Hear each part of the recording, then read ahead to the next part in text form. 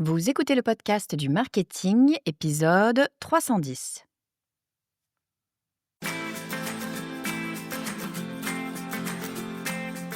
Bonjour et bienvenue. Je suis Estelle Ballot et je suis ravie de vous recevoir sur le podcast du marketing.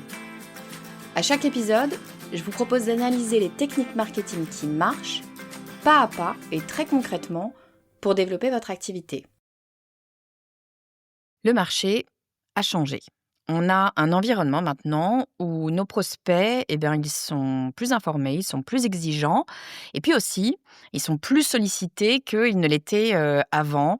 Vous allez sur le moindre site internet, vous avez des publicités de partout. Sur la moindre plateforme, pareil, des publicités de partout, des messages commerciaux, des promesses qui sont, toujours de plus en plus agressives. Au moment où j'enregistre cet épisode, on sort à peine de Black Friday, il y en avait dans tous les sens. Donc on a une audience, des prospects qui sont informés, qu'en ont plein plein la figure au niveau promotion et du coup, l'audience, elle sature. Elle arrive à un moment donné où elle n'en peut plus de cette pression constante, de cette pression à l'achat, de cette pression, j'ai envie de dire capitaliste, mais c'est pas tant une histoire politique, c'est véritablement une histoire de pression. Il y a tellement de messages que ça fait trop de messages et qu'à un moment donné, elle n'en veut plus. Ce qu'elle veut, c'est comprendre, c'est apprendre, c'est se positionner. Elle veut choisir plutôt que d'être poussée. Et là, c'est intéressant parce que on change un petit peu le sens des choses et c'est précisément ce qui va rendre le contenu aussi intéressant, aussi puissant aujourd'hui. Un contenu qui est bien pensé, c'est un contenu qui ne va pas forcer les choses, c'est un contenu qui ne force pas, mais qui attire. Il installe la confiance de manière progressive. Il va montrer qui vous êtes, ce que vous savez, comment vous pouvez aider, et tout ça, il va le faire sans jamais donner l'impression de chercher à vendre. En fait, il fait avancer vos prospects complètement naturellement dans leur système de réflexion jusqu'au moment où l'achat, ça devient la suite logique, la suite presque évidente. Avec l'épisode d'aujourd'hui, je vous propose qu'on plonge au cœur de cette nouvelle dynamique d'acquisition que j'ai envie d'appeler de l'acquisition douce. On va explorer pourquoi les méthodes commerciales classiques, elles fonctionnent plus, ou en tout cas, elles ne fonctionnent plus aussi bien. Comment est-ce que le contenu, il va créer une relation solide avant même le premier échange? Quels formats vont permettre de vendre sans vendre? Et surtout, comment est-ce qu'on va structurer une stratégie de contenu qui va générer des clients de manière régulière? Si vous voulez attirer au lieu de courir après vos prospects, cet épisode va vous donner les clés pour y parvenir en utilisant la force d'un contenu qui est vraiment utile, qui est intelligent et qui est aligné avec vos objectifs business. Bon alors pourquoi est-ce que vendre, frontalement comme ça ne fonctionne plus? On l'a dit, hein, maintenant nos audiences, elles vivent dans une espèce de flux continu, d'informations. Elles sont exposées à des centaines, voire des milliers de messages commerciaux par jour, et d'ailleurs très souvent, ces messages commerciaux, elles les ont pas demandés, elles les ont pas sollicités. C'est un petit peu comme ça des agressions qui leur viennent dessus. Cette saturation, ça crée, en fait, un phénomène, de défense un peu automatique. Le cerveau va filtrer tout ce qui ressemble à une tentative de persuasion un peu trop évidente parce que, il cherche à réduire cette espèce de charge cognitive permanente. Résultat, les messages commerciaux classiques, avant, ils étaient efficaces et maintenant, ils glissent sur les utilisateurs sans provoquer, quasiment la moindre intention. Cette évolution, elle est renforcée par le fait que, les consommateurs, ils ont plusieurs options maintenant pour s'informer par eux-mêmes. Ils comparent, ils fouillent, ils interrogent leurs amis, leurs pairs, leurs collègues, ils lisent des avis, ils vont regarder des vidéos explicatives. Il y a vraiment plein de moyens maintenant de se renseigner, de s'informer avant de passer à un acte d'achat. Donc, en gros, ils veulent pas qu'on leur dise ce qu'il faut qu'ils pensent, ils veulent comprendre avant de se décider. Et cette autonomie, elle transforme profondément la manière dont ils réagissent aux communications des marques. Alors les plateformes, quand je dis les plateformes, je pense les plateformes de réseaux sociaux, les algorithmes de type YouTube, les plateformes de podcast, les plateformes type Google qui vont permettre de faire du search sur des blogs, toutes les plateformes qui vont permettre de trouver du contenu finalement sur le net. Donc ces plateformes, elles vont contribuer elles-mêmes à ce changement parce qu'elles vont privilégier du contenu qui retient l'attention, pas nécessairement les messages publicitaires qui vont en fait casser cette attention. Donc les algorithmes, là, ils jouent un petit peu les rôles de gardiens. Ils vont valoriser la valeur perçue et pénaliser l'agressivité commerciale. Et ça, ça crée un environnement où en fait les contenus qui vont aider réellement, qui vont contribuer réellement à l'expérience utilisateur, c'est ces contenus-là qui vont ressortir, qui vont émerger. Cette combinaison de saturation, d'autonomie et d'évolution des canaux, ça pousse les marques, ça vous pousse vous, en tout cas ça devrait vous pousser vous, à revoir votre approche. La vente frontale ne fonctionne plus parce qu'elle ne respecte plus le parcours naturel des utilisateurs ni leurs attentes.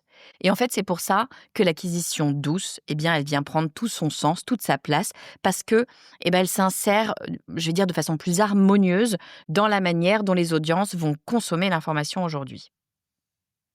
Alors, au milieu de tout ça, évidemment, il y a un élément qui devient absolument primordial, c'est la confiance. C'est devenu un élément central du processus de décision, finalement bien plus que le prix, que la notoriété ou même que les bénéfices produits. Vos prospects, ils ne cherchent pas seulement une solution, ils veulent une solution qui est portée par quelqu'un en qui ils peuvent croire. Ils veulent sentir en fait une espèce d'intention sincère, une vraie expertise, quelque chose comme de l'alignement entre leurs besoins et votre manière d'y répondre. Cette évolution, elle est liée à un phénomène simple, l'accès massif à l'information. C'est toujours la même chose, hein. Les clients, ils n'achètent clairement pas par manque de choix, parce que le choix, il y en a plein, hein. Ils achètent par conviction. Et le changement, c'est qu'ils ne sont plus dépendants des discours de marque pour comprendre leur offre, parce que ils en savent déjà souvent beaucoup avant même d'entrer en contact avec la marque. Ce qu'ils veulent vérifier, c'est votre fiabilité, votre cohérence et votre capacité à tenir vos promesses. Du coup, les approches commerciales directes, ça tombe un peu comme un cheveu sur la soupe, hein. Elles créent une espèce de décalage entre ce que votre prospect recherche et ce qu'il perçoit. Ce qu'il veut, lui, c'est être rassuré. Il veut être accompagné, surtout à l'heure de l'IA.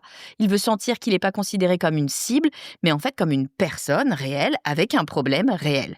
Et du coup, quand le message il se focalise trop tôt sur l'offre, ça déclenche une espèce d'effet contraire, un réflexe de méfiance. Alors bien sûr, la confiance, elle se construit dans la durée, hein, j'inventais rien, elle va se nourrir de cohérence, se nourrir de transparence et puis d'expertise démontrée. Il va falloir quand même évidemment prouver que vous savez faire ce que vous proposez. Et ça, c'est précisément ce que le contenu permet d'activer. À chaque fois que vous avez une publication, à chaque fois que vous allez offrir une ressource, à chaque fois que vous avez une explication qui est claire, ça va venir renforcer la perception que vous êtes un partenaire fiable, que vous êtes la bonne personne. C'est cette accumulation de signaux positifs qui va préparer l'achat tout en douceur. Le prospect, il commence à penser que vous êtes la personne la plus légitime pour l'aider et au moment où il se décide, la conversion, elle ressemble plus à une espèce d'évidence qu'à une victoire commerciale. Il vient vers vous naturellement parce que dans son esprit, vous êtes la bonne personne pour résoudre son problème. Alors justement, qu'est-ce qu'ils veulent les prospects? Qu'est-ce qu'ils recherchent avant, d'acheter? Les prospects, ils cherchent en fait pas seulement une solution à leurs problèmes, ils veulent d'abord comprendre. Ils veulent clarifier leur situation, identifier ce qui bloque, évaluer, leurs options et puis mesurer, les risques, parce qu'évidemment, il y a toujours le risque de se tromper, de faire le mauvais choix. Donc avant même de regarder votre offre, ce qu'ils veulent, c'est se sentir plus intelligent face à leurs problématiques.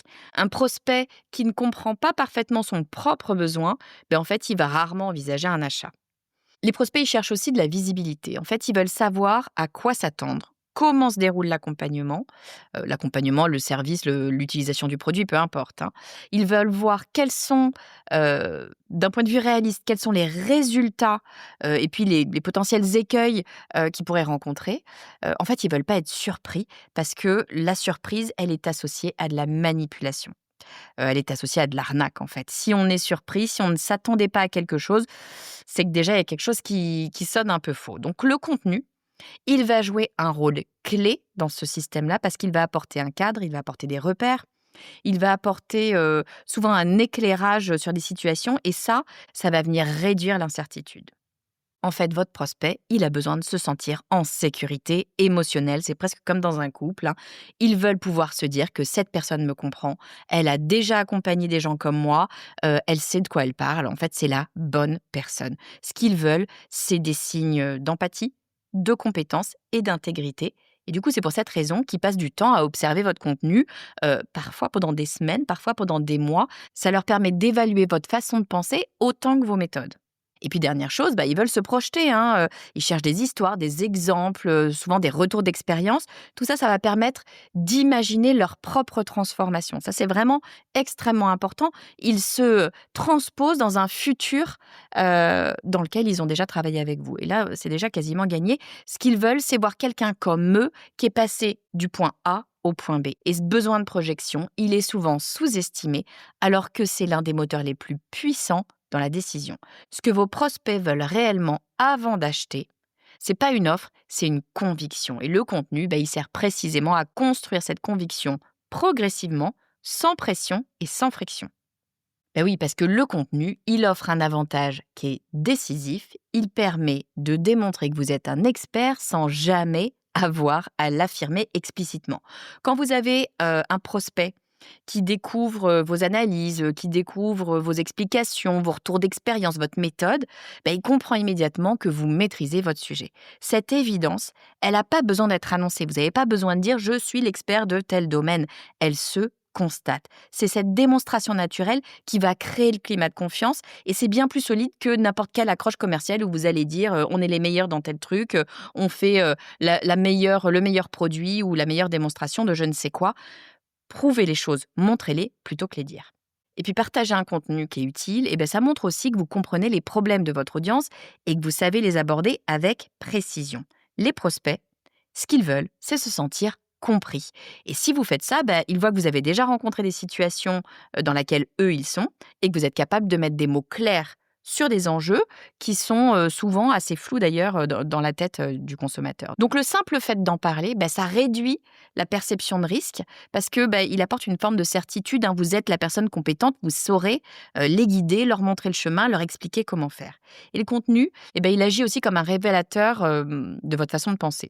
En fait, il va montrer votre approche, il va montrer vos grands principes, vos convictions professionnelles.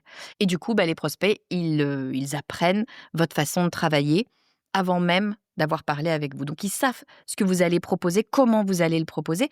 Et ça change tout parce que ils ont l'impression eux-mêmes de vous choisir. Cette transparence, elle rassure, elle évite les mauvaises surprises. Si le prospect sait à quoi s'attendre, il est déjà dans une relation de confiance.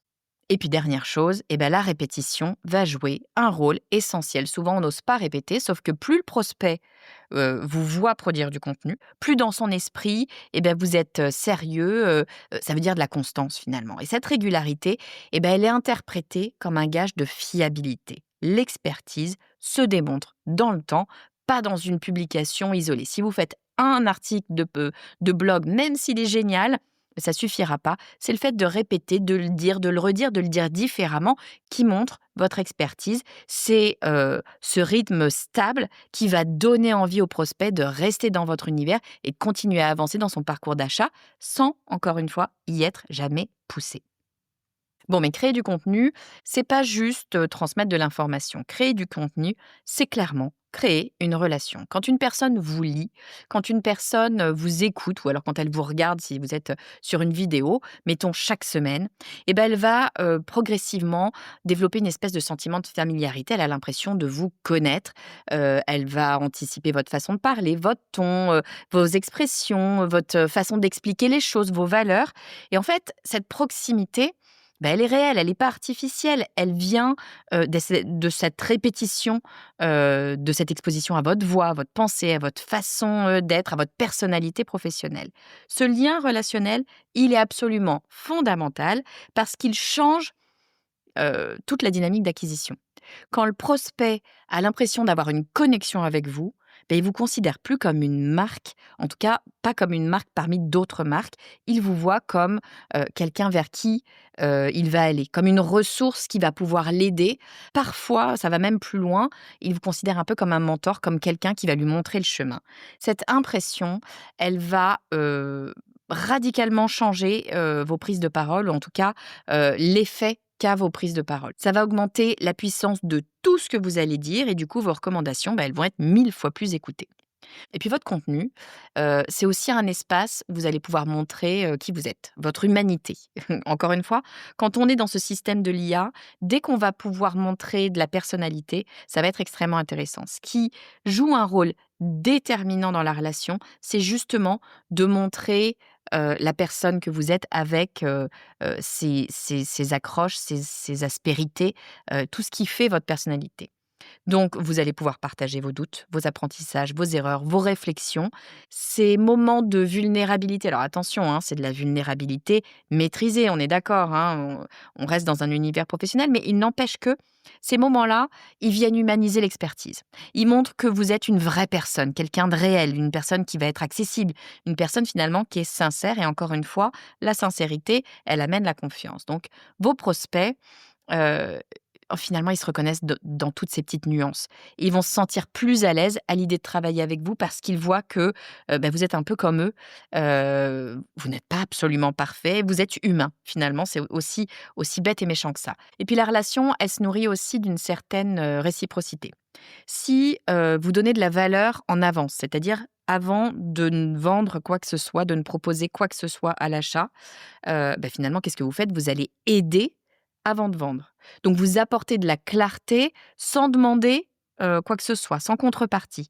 Ce geste-là, il va créer une dette psychologique positive chez le prospect, ça s'appelle le biais de réciprocité.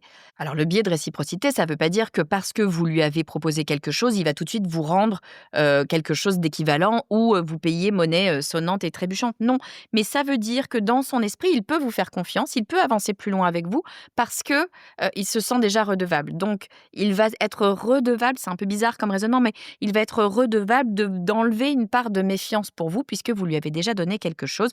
Il se doit de vous faire confiance.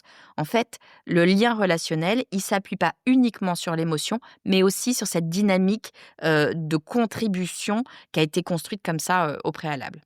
Donc en fait, votre contenu, faut le voir comme un vrai terrain de jeu où va se construire, où va se renforcer, la confiance et où on prépare en douceur cette fameuse décision d'achat parce que le prospect, il avance vers vous, parce qu'il se sent bien, parce que vous lui proposez d'avancer sans jamais vraiment le pousser. Alors si on creuse le principe de réciprocité, c'est vraiment un des leviers psychologiques les plus puissants en marketing et surtout en marketing de contenu. Le principe de réciprocité, il repose sur, un mécanisme simple. Quand vous offrez quelque chose d'utile, quelque chose, de pertinent ou alors quelque chose qui est vu comme généreux, et votre audience ressent spontanément l'envie de vous rendre quelque chose en retour. Cette dynamique, bon, elle n'est pas manipulatoire, en fait, c'est un fonctionnement humain qui est ancré dans nos interactions sociales. C'est comme ça qu'on a construit notre société. Tu me donnes un truc, je te donne un truc, le troc et cetera. Tout vient de ce fondement-là, de l'échange entre les personnes.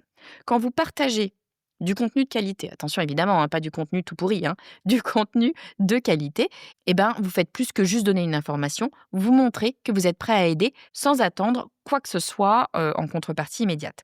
Donc vous créez un environnement où votre audience, elle se sent respectée, elle se sent considérée, elle se sent soutenue, dans son chemin, dans son cheminement pour apprendre. Et cette générosité, alors c'est une générosité perçue, hein, peut-être, mais n'empêche que cette générosité, elle va renforcer la connexion émotionnelle et elle positionne votre marque comme, une ressource fiable, une ressource désintéressée. Alors la réciprocité, elle fonctionne aussi parce qu'elle réduit la distance entre vous et votre prospect. En fait, vos prospects, ils vont sentir, qu'ils ont déjà reçu quelque chose de vous, ils ont appris, ça leur a clarifié quelque chose, un doute, ils ont compris une méthode, ils ont un espèce d'éclairage sur leur situation. Et du coup, ils sentent cette dette positive et cette situation, elle va les amener naturellement à envisager votre offre avec, en tout cas, plus d'ouverture d'esprit, peut-être plus de bienveillance. Et puis autre chose qu'il ne faut pas laisser de côté, c'est que ce mécanisme, il va attirer les bons prospects. Qu'est-ce que c'est que les bons prospects? C'est les prospects qui comprennent la valeur que vous avez à apporter. Ceux qui, se reconnaissent dans votre façon de penser, dans votre façon de faire, ceux qui vont appliquer vos conseils, et puis qui vont du coup pouvoir, constater les effets positifs. En fait, progressivement, ils deviennent vos clients les plus engagés parce que, ils ont déjà expérimenté votre expertise avant même d'avoir une interaction commerciale. Donc offrir de la valeur, ça va pas diluer votre potentiel de vente, comme j'entends souvent. Souvent, on me dit: «Ah oui, mais alors attends, regarde Estelle, toi avec ton podcast, tu, proposes plein de choses, plein de conseils en marketing. Pourquoi est-ce que les gens viendraient vers toi pour avoir des conseils en marketing?» Pas du tout. Au contraire, ça ne vient pas diluer le potentiel, ça vient renforcer, ça vient préparer la conversion de manière certes plus subtile, plus respectueuse, peut-être plus durable. Moi, ça me plaît bien, je vous avoue, comme façon de faire. En fait, votre contenu, ça devient un espace où vous allez créer les conditions émotionnelles et les conditions rationnelles qui vont rendre l'achat, plus naturel, presque attendu. En fait, vous allez avoir une audience, ou en tout cas une part de l'audience. Tout le monde ne va pas devenir client, mais une part de votre audience va attendre de vous que vous lui proposiez de bien vouloir travailler avec elle et là, c'est formidable. Bon, alors vous allez me dire: «OK, Estelle, mais c'est quel type de contenu qui permet comme ça de vendre, sans vendre?» Parce qu'on est nombreux, nombreuses, moi la première, hein, à pas aimer trop, vendre de façon, directe. Donc c'est quel type de contenu? C'est quels sont les formats, les méthodes, les façons de faire qui vont nous permettre, de vendre sans vendre? Première chose, ça va être les contenus éducatifs. Ce sont, en fait, les contenus les plus puissants pour vendre sans en avoir l'air, parce qu'ils répondent à un besoin de clarté de votre prospect.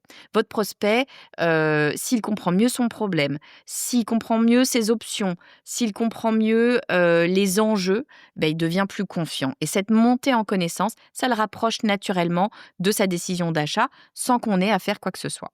Donc un bon contenu éducatif, il va pas chercher à briller, il va chercher à éclairer. En fait, il va simplifier ce qui apparaît complexe. Il va, permettre d'organiser les choses qui ont l'air peut-être au départ assez confuses. Ce qu'il fait, c'est qu'il donne des repères, il donne des étapes, il va proposer des principes, actionnables. C'est ce que j'essaye de faire avec ce podcast, vous l'avez remarqué, hein. Et ce type de contenu, ça offre une prise immédiate à l'audience parce qu'elle se dit: «Cette personne m'aide à avancer, donc elle sait m'accompagner». Et puis les contenus éducatifs, ils servent aussi de révélateurs parce qu'ils montrent, les erreurs fréquentes, ils montrent, les angles morts, ils vont montrer aussi les dangers, les écueils à éviter. Donc un prospect, avec ce type de contenu, il va prendre conscience de ses propres blocages, de ses propres mauvaises pratiques et il comprend, quelle est la valeur d'avoir un vrai accompagnement professionnel. La prise de conscience en plus, c'est pas une injonction, c'est une conséquence de votre pédagogie. Donc là, on est vraiment dans l'ultra fluide. Bon et puis ce format, éducationnel, il permet évidemment de vous positionner comme une autorité bienveillante. Vous vous contentez pas de dire que vous savez, vous le montrez en apportant, des preuves, des éclairages, des solutions et ça, ça crée une confiance immédiate, une confiance qui est d'autant plus forte parce qu'elle repose pas sur une promesse, mais sur une expérience directe. Donc en offrant de la connaissance, vous allez faciliter la prise de décision et vous donner le sentiment que travailler avec vous, ce sera juste un prolongement naturel de ce que votre prospect vit déjà à travers votre contenu. Un deuxième format qui est intéressant, c'est le storytelling mêlé avec des cas concrets. En fait, l'idée, c'est de venir inspirer plutôt que de convaincre. Le storytelling, ça va agir comme un accélérateur de connexion émotionnelle. Je m'explique, hein. Une histoire, ça va, immédiatement capter l'attention parce que, elle donne un contexte, des personnages, une progression, si c'est bien fait, une certaine tension. Donc votre audience, elle va plus lire une information, elle va écouter une histoire, elle va suivre un parcours. Cette, immersion, elle va faciliter la compréhension et surtout, elle va renforcer, la force de votre message, l'impact de votre message. Quand vous racontez un cas concret, un truc qui s'est vraiment passé, vous montrez ce qui est possible. Vous dites pas: Voilà ce que mon offre peut faire». Vous montrez comment une vraie personne est passée d'une situation A, qui est la situation dans laquelle est votre prospect, à une situation B, qui est justement la situation vers laquelle votre prospect voudrait tendre. Alors ce déplacement, Il est 1000 fois plus puissant qu'une argumentation rationnelle parce qu'il permet au prospect de se projeter instinctivement. En fait, il se voit, il se reconnaît dans les hésitations du personnage et puis il visualise les résultats, des résultats qui en fait d'un coup deviennent réels, deviennent atteignables. Ils sont plus juste théoriques puisque cette personne-là, elle a réussi à les obtenir. Donc moi aussi, moi le prospect, hein, je vais pouvoir aussi les avoir. Elles ont aussi, une capacité ultra intéressante, elles ont la capacité de lever les objections sans même avoir à en parler. Par exemple, si vous avez un client qui hésitait, par exemple sur le budget, c'est souvent le cas, ou alors vous en avez un autre qui doutait sur sa capacité, à appliquer la méthode, ou alors vous en avez un troisième qui avait des contraintes, vraiment ultra spécifiques et le fait de raconter, leur parcours, ça montre que vous avez répondu à ces obstacles. Le fait de dire: «Bah oui, mon client, machin, il avait de vraies hésitations sur le budget, mais voilà pourquoi, il est finalement, passé au-dessus parce que ça apportait tel et tels éléments». Au lieu de convaincre, vous démontrez.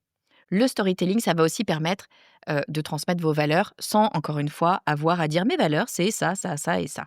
En fait, ça va transparaître naturellement à travers votre manière, d'accompagner un client, de gérer un imprévu ou alors de montrer, vos réussites ou les réussites de vos clients. Votre audience comprend la qualité de votre approche. Tous ces signaux émotionnels, encore une fois, ils rassurent 1000 fois plus que n'importe quel argument logique. L'émotion est beaucoup plus forte dans l'esprit humain que l'argument. Et puis dernière chose, les cas concrets, ça donne un sentiment de, je ne sais pas si le mot existe, de tangibilité. Ça rend les choses tangibles. Ça va rendre votre expertise réelle, ça va la rendre vivante. En fait, c'est plus incarné. Et tout ça, ça prouve que vous parlez pas juste de théorie, mais vous parlez d'expérience. Vous avez déjà eu ces clients, vous avez déjà résolu ces problèmes, donc vous allez pouvoir les résoudre à nouveau. Les prospects qui écoutent vos histoires, souvent ce qu'ils se disent, si ça a été possible pour quelqu'un comme lui, alors ça va aussi fonctionner pour moi. Oui, alors puisqu'on parle de format, vous allez peut-être, vous demander: «Bon OK, d'accord, mais alors est-ce qu'il faut plutôt aller vers des formats courts ou vers des formats longs?» Comment est-ce qu'on fait, pour choisir la taille, le type de format qu'on va utiliser? Alors, les formats courts et les formats longs, ce qu'il faut savoir, c'est qu'ils vont répondre à des fonctions différentes dans votre stratégie d'acquisition. En tout cas, dans votre stratégie d'acquisition douce. Il ne faut pas les opposer. Très clairement, pour moi, ils se complètent. L'enjeu, il va consister à comprendre ce que chaque format va pouvoir faire pour accompagner votre prospect, encore une fois, selon son rythme. Donc les formats courts, ils vont jouer un rôle d'ouverture. Ils vont venir capter l'attention au milieu d'un flux saturé, notamment sur les réseaux sociaux. L'objectif là, c'est pas d'éduquer en profondeur, puisque c'est court, vous n'allez pas avoir le temps, hein, mais c'est de créer un premier contact. C'est d'introduire une idée, de provoquer une prise de conscience, de créer une émotion ou alors de donner juste un petit aperçu de votre expertise. C'est une porte d'entrée, vers votre univers. Ces contenus, ils sont parfaits pour attirer des nouvelles personnes, pour, déclencher un premier intérêt et pour les emmener vers des ressources qui vont, elles, être plus conséquentes, plus longues, dans lesquelles vous allez pouvoir en dire plus. Les formats longs, les formats vers lesquels vous allez les attirer, ils vont remplir, une autre fonction. En fait, ils donnent l'espace nécessaire pour développer votre réflexion, pour proposer votre méthode, pour raconter votre histoire. C'est ça, c'est sur les formats longs finalement que vous allez construire toute la confiance dont on vient de parler. Donc c'est là où vous allez montrer votre capacité à structurer une pensée, à accompagner un raisonnement, à aller plus loin en fait que tous les contenus snacking qu'on va pouvoir consommer, notamment sur les réseaux sociaux, qu'on va entendre un peu partout. Vous avez une véritable expertise. L'expertise, ça ne peut pas se démontrer rapidement, ça se démontre sur le long terme avec des éléments plus creusés. Les prospects les plus engagés, ils vont aller à fond dans ce type de contenu parce qu'ils veulent aller au fond des choses. Donc le choix du format, en fait, il va dépendre du stade de maturité de votre audience. Pour simplifier, vous allez aller sur des formats courts pour attirer l'attention de nouvelles audiences et vous allez créer la confiance, montrer votre expertise, prouver que vous êtes la bonne personne avec les formats longs. Donc attention, moi je vois énormément de gens me dire: «Ah mais moi, je communique parce que je communique sur les réseaux sociaux». Oui, c'est intéressant de communiquer sur les réseaux sociaux, mais c'est qu'une toute première étape. L'objectif des réseaux sociaux, c'est d'attirer une nouvelle audience et après, il faut tout de suite l'amener sur vos formats longs et vos formats longs, c'est vos formats propriétaires. Typiquement, ça va être un blog, une vidéo, un podcast. C'est certainement pas rester sur les réseaux sociaux. Donc pour résumer, on est dans un environnement où, vendre de façon, frontale, ça ne fonctionne plus ou en tout cas ça ne fonctionne plus aussi bien. Non pas parce que, les offres ont moins de valeur, mais parce que vos prospects ont changé. Ils veulent comprendre avant de s'engager, ils veulent être accompagnés plutôt que d'être interrompus, ils veulent choisir plutôt que d'être poussés. Le contenu va répondre précisément à ces nouvelles attentes en créant un espace d'échange qui est plus naturel, qui est progressif et puis en fait qui est plus respectueux du rythme de chacun. Donc ce qu'on a vu, c'est que le contenu, il permet de démontrer votre expertise sans en faire des tonnes d'un point de vue commercial. Il permet de construire une relation qui est authentique et puis il permet de déclencher ce principe de réciprocité qui va attirer spontanément les bons clients, en tout cas les meilleurs clients, ceux qui veulent en savoir plus, ceux qui veulent aller plus loin avec vous, ceux que vous voulez avoir, ceux avec qui vous voulez travailler. Les formats qui vont le mieux fonctionner pour ce genre de choses, ça va être les formats de type éducatif, et puis les formats de type storytelling, histoire, cas concrets qui se sont passés parce que, eh beh, ils permettent d'avancer naturellement, dans la prise de décision. Et puis, le différentiel entre format court et format long, c'est véritablement une histoire de maturité du prospect. On va utiliser les formats courts pour attirer l'attention parce qu'effectivement, c'est un bon moyen, d'attraper la personne au milieu justement de toutes ces communications qu'on va avoir partout. Mais très, très rapidement, on va les emmener vers du contenu long parce que c'est dans le contenu long qu'on va pouvoir construire véritablement quelque chose et en plus, c'est un contenu dans lequel, encore une fois, on va être propriétaire. Je rappelle que sur les réseaux sociaux, bah, on est locataire, hein. On est chez le réseau social, on n'est pas chez nous. Alors j'espère que cet épisode vous aura donné matière à réflexion, que peut-être vous allez vous lancer dans la création de contenu long ou alors peut-être que vous en créez déjà et ça va vous conforter dans cette relation de confiance que vous allez créer avec votre audience. Croyez-moi, créer une véritable et honnête, hein, authentique relation de confiance avec votre audience, c'est un asset qui est extrêmement précieux parce qu'il va vous permettre de passer toutes les difficultés, de passer toutes les vagues de crise qu'on va pouvoir rencontrer et des vagues de crise, quand on est entrepreneur, quand on est marketeur, eh bien, on sait qu'il y en a régulièrement, qu'il y en a tout le temps. Il faut faire avec, ça fait partie du business, du système. Mais la confiance, elle, eh ben, c'est véritablement le socle d'une relation qui dure, qui va passer toutes ces tempêtes. Si vous avez aimé cet épisode, eh ben, je vous invite à suivre le podcast du marketing sur ma newsletter. Ma newsletter, je vous l'envoie en général une fois par semaine. De quoi je parle dans cette newsletter? Je parle de l'épisode de la semaine, je parle de tous mes bons plans, je vous donne tous mes cadeaux bonus, je vous fais participer aux événements de mes partenaires et puis je vous parle de ma vie d'entrepreneur dont je parle très, très peu sur les réseaux sociaux parce que vous avez compris, les réseaux sociaux, bah, c'est vraiment juste pour moi une manière d'attirer les gens vers un contenu plus long, mon podcast, ma newsletter. Je vous dis à très vite.